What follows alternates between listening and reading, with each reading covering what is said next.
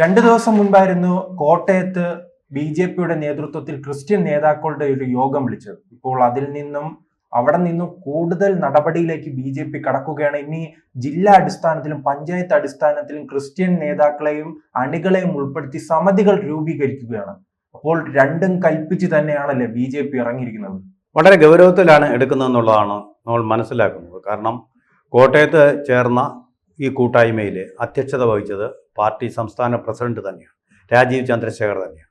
അപ്പോൾ കോട്ടയം കേന്ദ്രമാക്കുന്നതിനൊരു പ്രധാന കാരണമുണ്ടായിരുന്നു. കോട്ടയം എന്ന് പറയുന്നതാണ് ഏറ്റവും കൂടുതലായിട്ട് അഫ്ലുവൻ്റ് ആയിട്ടുള്ള ക്രിസ്ത്യാനികളും ഉള്ള ഒരു പ്രദേശം, അവരുടെ ഏറ്റവും വലിയൊരു കേന്ദ്രം കൂടിയാണ്. കേരളത്തിൻ്റെ ഫ്ലീറ്റ് സ്ട്രീറ്റ് എന്നാണ് കോട്ടയം തെരുവ് അറിയപ്പെടുന്നത്. കെ റോഡിലെ മനോരമ ഓഫീസ് ഉൾപ്പെടെ ഒരുപാട് സ്ഥാപനങ്ങൾ വളരെ വിജയകരമായിട്ട് പ്രവർത്തിക്കുന്ന ഒരു സ്ഥലം കൂടിയാണ്. അവിടെ വലിയ സ്വാധീനം അവർക്കുള്ള ഒരു സ്ഥലമാണ്. പക്ഷേ ഇപ്പോൾ ആ ഒരു സ്വാധീനം പ്രബലമായിട്ട് നിൽക്കുന്നില്ല. കാരണം മറ്റു ചില ഡെമോഗ്രാഫിക് ഫാക്ടേഴ്സും ഉണ്ട്. നേരത്തെ ഉണ്ടായിരുന്ന ശക്തിയും അതുപോലെ തന്നെ അവരുടെ സമ്പത്തും സ്വാധീനവും ഒക്കെ കുറഞ്ഞ ഒരു മട്ടിലാണ്. തന്നെയല്ല, കുടുംബാസൂത്രണത്തിൻ്റെ മാർഗങ്ങൾ അവലംബിച്ചുകൊണ്ട് അവരെ പത്തനംതിട്ടയിലെ പോലെ ഏതാണ്ട് സീറോ പോപ്പുലേഷനിലേക്ക് വന്നതോടൊപ്പം അവരുടെ ഡെമോഗ്രഫിക്ക് വലിയൊരു കുറവുണ്ടായിട്ടുണ്ട്. തന്നെയല്ല, മക്കളൊക്കെ നല്ല നിലയിലാണെങ്കിലും വിദേശത്താണ്. അവരുടെ സാന്നിധ്യം ഇവിടെ ഇല്ലാത്തത് കൊണ്ടുണ്ടാകുന്ന സിൻഡ്രോമുകൾ ഒക്കെ ഉണ്ടാകുന്നുണ്ട്. ഗൾഫ് സിൻഡ്രോം, US സിൻഡ്രോം, അങ്ങനെയുള്ള പല ഓസ്ട്രേലിയൻ സിൻഡ്രോം, അങ്ങനെയുള്ള പല സിൻഡ്രോമുകളും ബാധിച്ച വളരെ പ്രായം ചെന്ന ആൾക്കാരുടെ ഒരു കൂട്ടം അവിടെയുണ്ട്. അപ്പോൾ കോട്ടയം ഒരു വൃദ്ധസദനമായോ എന്ന് ചോദിച്ചാൽ ആയിട്ടില്ല. പക്ഷേ അതിലേക്കുള്ള പരിണാമം വന്നുകൊണ്ടിരിക്കുക. ചെറുപ്പക്കാർക്കാർക്കും ഇന്നത്തെ സ്ഥിതിയിൽ ഇവിടെ നിൽക്കാൻ പറ്റാത്ത അവസ്ഥയാണ്. കാരണം അവരുടെ നിലവാരത്തിൽ അവർക്ക് ജീവിക്കാൻ പറ്റാത്ത അവസ്ഥയുണ്ട്. അപ്പോൾ അങ്ങനെയുള്ള ഒരു സോഷ്യൽ എൻജിനീയറിംഗ് ഉള്ള സ്ഥലമാണ്. അവിടെയാണ് ഇത് കൂടിയിരിക്കുന്നത്. കൂടാൻ വേറൊരു കാര്യം കൂടി ഉണ്ട്. കാരണം അതൊരു ക്ലാസ് ആയിരുന്നു.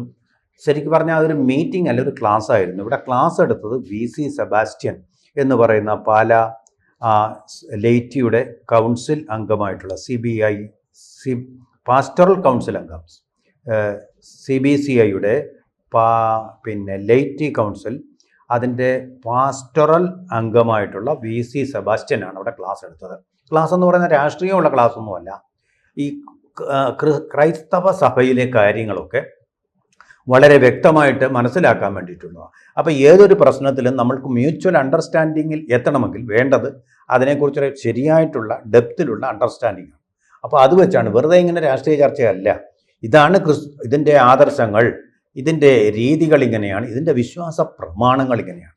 അപ്പോൾ അത് മനസ്സിലാക്കാൻ BJPയുടെ ഈ നേതാക്കൾക്ക് വേറെ അവസരമില്ല. കാരണം അവരുടെ ഈ തിയോളജി ഒന്നും പഠിച്ചിട്ടുള്ളവരല്ലല്ലോ. അപ്പോൾ അത് മനസ്സിലാക്കിയിട്ടുള്ള മ്യൂച്വൽ അണ്ടർസ്റ്റാൻഡിങ്ങിലൂടെ ഉള്ള ഒരു തരത്തിലുള്ള ഐക്യം കെട്ടുറപ്പിക്കാൻ വേണ്ടിയിട്ടാണ് ഇത് നടന്നത്. ഇവിടെ ഏറ്റവും പ്രധാനപ്പെട്ട കാര്യം, കാത്തലിക് സഭയിൽപ്പെട്ട വളരെ ശക്തനായിട്ടുള്ള സ്വാധീനവുമുള്ള PC ജോർജിൻ്റെ മകനായിട്ടുള്ള ഷോൺ ജോർജ് ആണ് ഇതിൻ്റെ കോർഡിനേഷൻ മുഴുവൻ നിർവഹിക്കുന്നത്. അതുപോലെ തന്നെ അനൂപ് ജോർജ് എന്ന് പറയുന്നത്, നമ്മൾ അറിഞ്ഞല്ലോ ഛത്തീസ്ഗഡിൽ പ്രശ്നം ഉണ്ടായപ്പോൾ ആ പ്രശ്നങ്ങൾ ട്രബിൾ ഷൂട്ടറായിട്ട് പ്രവർത്തിച്ച അനൂപ് ആൻ്റണി, അങ്ങനെയുള്ള ആൾക്കാരെ എല്ലാം ഇതിനകത്ത് ചേർത്തിട്ടുണ്ട്. അതുപോലെ തന്നെ CI ഉണ്ട്, ലേറ്റി കൗൺസിലുണ്ട്, പാസ്റ്ററൽ കൗൺസിലുണ്ട്. ഇങ്ങനെ ഇതിൻ്റെ ക്രൈസ്തവ സഭയുടെ വിവിധ ഉൾപ്പിരിവുകൾ, ഏറ്റവും പ്രബലമായിട്ടുള്ളത് കാത്തലിക് സഭ തന്നെ, റോമൻ കാത്തലിക് സഭ തന്നെയാണ്. അവരെയും ഉൾപ്പെടുത്തിക്കൊണ്ടുള്ള വിപുലമായിട്ടുള്ള ഒരു കോർഡിനേഷനാണ് നടക്കുന്നത്. ഇവിടെ സംസ്ഥാന തലത്തിൽ ഇതിനെ തുടർന്ന്, ഈ ക്ലാസ്സിനെ തുടർന്നാണ് 15 അംഗങ്ങളുള്ള ഒരു കമ്മിറ്റിയെ തിരഞ്ഞെടുത്തു സംസ്ഥാന തലത്തിൽ. അതിലാണ് ഈ അനൂപ് ആൻ്റണി, ഷോൺ ജോർജൊക്കെ വരുന്നത്. അതിൻ്റെ ചുമതല നിർവഹിക്കുന്നത് ഷോൺ ജോർജാണ്, അതിൻ്റെ മേധാവി ഷോൺ ജോർജാണ്. അത് കഴിഞ്ഞാൽ എല്ലാ ജില്ലകളിലും അതുപോലെ തന്നെ മണ്ഡലങ്ങളിലും അതുപോലെ തന്നെ പഞ്ചായത്തുകളിൽ വരെ 5 അംഗങ്ങൾ വീതം ഉൾപ്പെടുന്ന ഓരോ കമ്മിറ്റികളുണ്ടായിരിക്കും. ആ കമ്മിറ്റികളായിരിക്കും അവിടുത്തെ BJPക്കാരും ഈ ന്യൂനപക്ഷത്തിൽപ്പെട്ട ക്രിസ്ത്യാനികളുമായിട്ടുള്ള കോർഡിനേഷൻ്റെ കാര്യങ്ങൾ നിർവഹിക്കുന്നത്. അപ്പോൾ അതിൻ്റെ ഒരു ഗുണമെന്ന് പറഞ്ഞാൽ, താഴെ തട്ടു മുതൽ ഓരോ സഭകളുടെയും പള്ളികളുടെ എന്ന് പറഞ്ഞാൽ ആ തരത്തിലുള്ള വൈദികരുടെയും അൽമായരുടെയും പ്രശ്നങ്ങൾ, ഇടവകകളിലെ പ്രശ്നങ്ങൾ ഒക്കെ ഈ കമ്മിറ്റിയിൽ ചർച്ച ചെയ്തിട്ട് അതുവഴി പരിഹാരങ്ങൾ തേടി ഉയരങ്ങളിലേക്ക് പോകുന്ന ഒരു രീതിയിലാണ് ഇത് ചെയ്തിട്ടുള്ളത്. അപ്പോൾ ഈ തെരഞ്ഞെടുപ്പ് വരുന്നതുകൊണ്ട് തീർച്ചയായിട്ടും പ്രയോറിറ്റി, ഇപ്പോൾ രാജീവ് ചന്ദ്രശേഖർ എന്ന് പറഞ്ഞാൽ ഹൈലി ഇൻഫ്ലുവൻഷ്യലായിട്ടുള്ള ഒരു കേരള നേതാവാണ്. കെ സുരേന്ദ്രനേക്കാളും വളരെ ഇൻഫ്ലുവൻഷ്യലാണ് അദ്ദേഹം. പറഞ്ഞ കാര്യം നടക്കും. അങ്ങനെയാണ് കന്യാസ്ത്രീകളുടെ മോചനം സാധ്യമാക്കിയത്. കാരണം സംസ്ഥാന ഗവൺമെൻറ്റിൻ്റെ പോലും എതിർപ്പിനെ വകവയ്ക്കാതാണ് കേന്ദ്രം അമിത്ഷാ അത് നടപ്പാക്കിയത്. രാജീവ് ചന്ദ്രശേഖറിൻ്റെ അടുപ്പം എന്ന് പറയുന്നത് അമിത്ഷായുമായിട്ടാണ്. അദ്ദേഹമാണ് ഇദ്ദേഹത്തിനെ പ്രസിഡന്റ് ആക്കുന്നതിൽ നിർണായക പങ്ക് വഹിച്ചത്. അപ്പോൾ അവർ തമ്മിലുള്ള ലെയ്സണുണ്ട്, വലിയൊരു ലെയ്സണുണ്ട്. അപ്പോൾ ആ ലെയ്സണിൻ്റെ അടിസ്ഥാനത്തിലാണ് വർക്ക് ചെയ്യുന്നത്. അപ്പോൾ ഇവിടെ ഈ മിക്കവാറും ഈ കേരളത്തിനകത്തുള്ള, ഛത്തീസ്ഗഡിലെ പ്രശ്നമല്ല ഞാൻ പറയുന്നത്, കേരളത്തിനകത്തുള്ള ഇവർ നേരിടുന്ന പ്രശ്നങ്ങളിലെല്ലാം ശക്തമായിട്ടുള്ള കേന്ദ്ര ഇടപെടലുണ്ടാവും. അത് പരിഹരിക്കാനുള്ള ശ്രമങ്ങളും ഉണ്ടാവും. അത് ഈ സഭയ്ക്ക് അവരതാണ് നോക്കുന്നത്. ഇതിൻ്റെ രാഷ്ട്രീയമോ BJP സംഘപരിവാർ ആണോ അല്ലയോ എന്നുള്ളതല്ല. അവർക്ക് ഈ കാര്യങ്ങൾ നടക്കണം. ഒരുപാട് പ്രശ്നങ്ങളുണ്ട് ഓരോ സഭയ്ക്കകത്തും. ആ സഭയ്ക്കകത്തുള്ള പ്രശ്നങ്ങൾ ഗവൺമെൻറ്റിൻ്റെ സ്വാധീനം കൊണ്ട് നേരിടാവുന്ന കാര്യങ്ങൾ. അതുപോലെ പണം ധാരാളം ഉണ്ട് അവർക്ക്. ആ പണം ഉപയോഗിച്ചുകൊണ്ടുള്ള വ്യവസായങ്ങൾ, അല്ലെങ്കിൽ ഇപ്പോൾ സ്കൂളുകൾ, കോളേജുകൾ, എഞ്ചിനീയറിംഗ് കോളേജാവാം, മെഡിക്കൽ കോളേജാവാം, ആശുപത്രികൾ, ഇതിനൊക്കെ കുറച്ചുകൂടി കേരള ഗവൺമെൻറ്റാണ് സഹായം കൊടുക്കേണ്ടതെങ്കിലും കേന്ദ്രത്തിൻ്റെ ഇടപെടൽ കൊണ്ട് അവർക്ക് വേണ്ടുന്ന സഹായങ്ങൾ ലഭിക്കാനുള്ള സാധ്യതകൾ, ഇതെല്ലാം അവിടെ തീർച്ചയായിട്ടും കേന്ദ്രത്തിൻ്റേതായിട്ടുള്ള സഹായഹസ്തം അവർക്ക് ലഭിക്കാൻ വേണ്ടിയിട്ടുള്ള നടപടികൾ ഉണ്ടാവും. പിന്നെ അതുപോലെ തന്നെ അവർക്ക് ഏറ്റവും അധികം അവർ ആവശ്യപ്പെടുന്ന ഒന്ന് അവരുടെ ജനപ്രാതിനിധ്യം.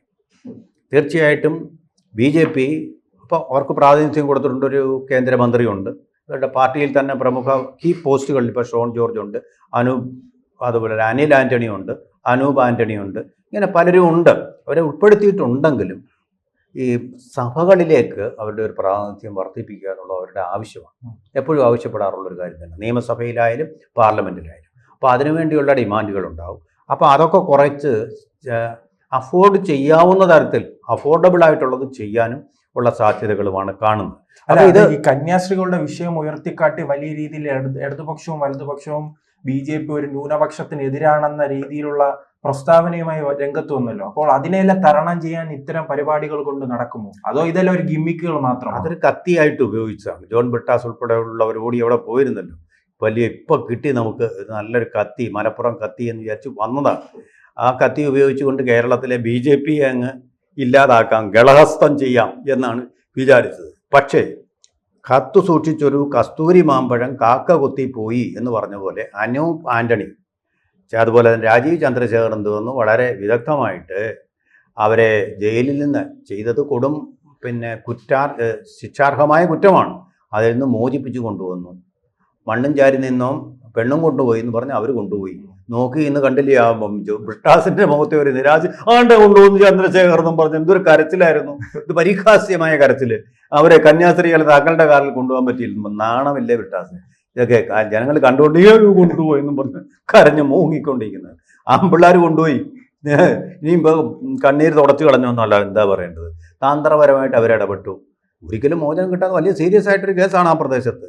കന്യാസ്ത്രീകൾ കാണിച്ച് അവിവേകമായി പോയി. ആ ഏരിയയിൽ ചെന്ന് കഴിഞ്ഞു.